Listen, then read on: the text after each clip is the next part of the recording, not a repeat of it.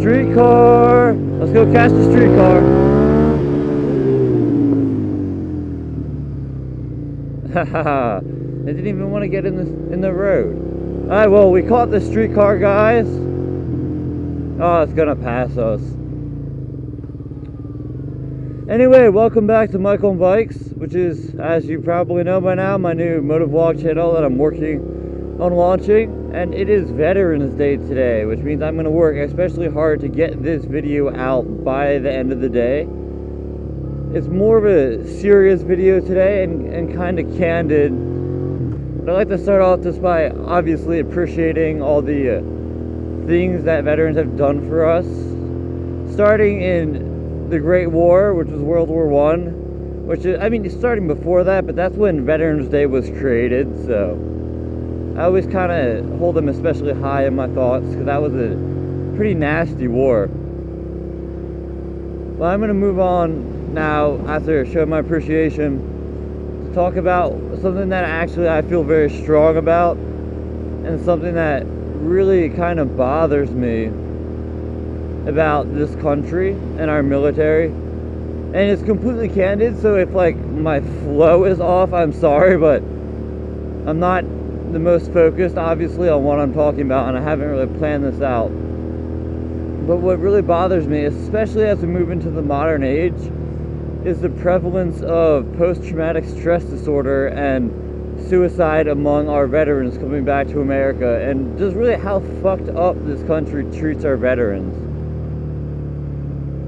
And I'm not just talking about the homeless guy on the side of the street saying, with his cardboard sign that says, "Please feed a veteran," because maybe he's a vet, maybe he's not. I'm talking about your average veteran, maybe comes home still in his 20s as a completely different person, and our mental health infrastructure is just completely like ill-equipped to handle what they're going through. We just do not have anywhere close to the resources. There's some crazy stat like 3 times as many people died as a result of the Iraqi war because of suicide, well, American soldiers, because of suicide rather than actually dying in conflict. And I just think that's really fucked up. Which brings me to talking about suicide and how serious of an issue it is, and how we as a nation are not, I feel like we don't understand it. A lot of people, when you talk about suicide, they say it's selfish. I mean, I understand where people are coming from, but to me that doesn't make sense. I don't think someone who says that has an understanding of what a mental health disorder is. Like, alright, so let's pretend I am someone like that, and I think it's selfish. So my argument might go like, hey, they should have been stronger. Like, they have kids that they're leaving behind. Like, sometimes life sucks and you just gotta suck it up. I don't know, is that what they say? Here's my counter argument. Think of somebody with a physical disease, such as like cystic fibrosis or something, and then put them on a bench and see if they can lift 200 pounds. If they can bench 200 pounds. And do you think I'm going to sit there, or you think anybody's going to sit there and say, hey, they should be stronger? No, fuck no, that is so stupid. And that's exactly how I feel about that argument with suicide. Mental disease is a very real thing where you may not make rational decisions because decisions are a cognitive process, right? And when you have chemical imbalances and your cognitive processes are all messed up, you might make irrational decisions, and I don't think it is fair to blame anyone for that. So that's my 2 cents on suicide, especially in the soldiers coming back with PTSD.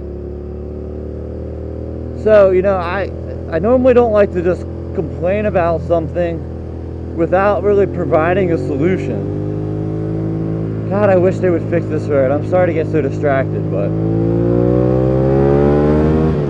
So,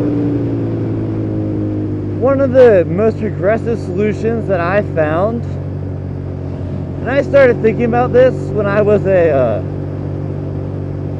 young kid, actually, and how just like what it's like to be in the military, but more importantly, what it's like to come home from the military, which is the side of it that nobody really thinks about. So I started thinking about it when I was a young kid, and then I discovered this solution freshman year in college in English class. I wanted to write about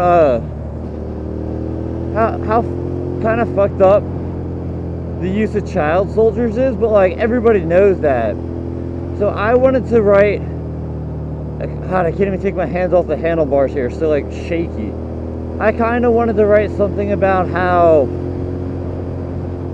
we don't really have a good support system to rehabilitate our child soldiers. You know, these kids are going through, when they're developing, they're going through these events that traumatize grown adults, some of the toughest people in the world. And then what are we doing for these kids? Like, a kid is not rescued because you take them out of the army. A kid is rescued when you put them through severe, like, psychological rehabilitation. Then maybe you could be like, hey, we did something for these kids. But I had a really hard time researching that because some people have looked into it, but nobody really does that, which is why it's so fucked up in the first place. So I kind of moved along in the course, and I started researching alternative drug therapies, really, to combating PTSD for American combat veterans. And I'm not talking about those weird trips that you can like go to South America and go on. And when I say trip, I mean like a trip, like a vacation, I guess, and like a psychological trip, like a drug trip. Because there's no real research on that. Like, there's only testimonial, and I don't think anybody should really trust that testimonial, especially like in light of recently they covered up for an American kid's death. So like, are you gonna trust a testimonial that people who cover up deaths tell you? Like, I don't think you should. What I'm talking about is using drugs that we discovered throughout this century, like specifically LSD, which I know less about, honestly, and MDMA. I did my paper on researching MDMA, which is the active ingredient in ecstasy, Molly, whatever you want to call it. It's all the drugs that go by that name make you feel that way because of the MDMA. That's what they're looking for. And the labs, there are a select few labs in this country that have permission to make the cleanest MDMA in the world. Well, maybe other countries do it too, but cleaner than the shit you'll find on the streets. And what a select few of not psychologists, what's the word? Psychologists, but they can prescribe drugs. Sorry, it's early in the morning. Psychiatrists. That's it. What they've been doing is they've been using a psychotherapy, which combines traditional psychoanalysis and I forget the word of the actual treatment, but I'll describe the treatment for you instead. It's essentially when you treat a traumatic event by having a controlled session, having a series of controlled sessions in which you use triggers to make that person feel the stresses of the post-traumatic stress disorder come on. You activate their triggers, and at the same time you assure them that everything's going to be all right. So you bring them to the heightened state, and then you slowly chip away at it. It's kind of like if you have like a Tasmanian devil that really needs a haircut, and it would be fine if it needs a haircut. You need to take it out of its cage, which sucks, and then slowly try and like give it that haircut, you know? So where drugs come into this is the patient goes through a long series of those therapy sessions with no drugs at all. Then, finally, the patient comes in and he or she is prescribed with a pretty standard low safe dose of MDMA. And when I say safe, I mean throughout all the studies there have been no negative effects. a lot of people study the use of MDMA, and it's hard to really point to any long-term damage onto the brain with low effects of the clean drug. So that's why I do believe it's safe, but I also think that they should do more research.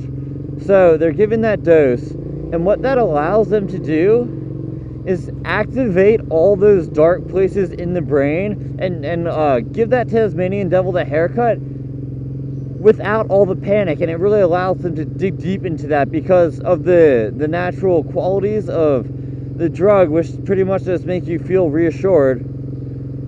You know, MDMA has a reputation for being a rave drug. It's not at all what this treatment is like. There's no music, there's no stimulus. You're literally just talking about your problems. It's not enjoyable. It's just more bearable. It's like if you kind of sedated that Tasmanian devil so you could just calmly bring it out and give it a nice gentle haircut. And you know what? This is my concluding remarks.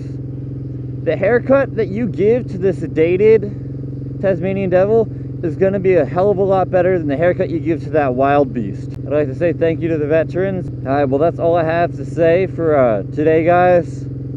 Once again, please subscribe, and I'll see you guys next time.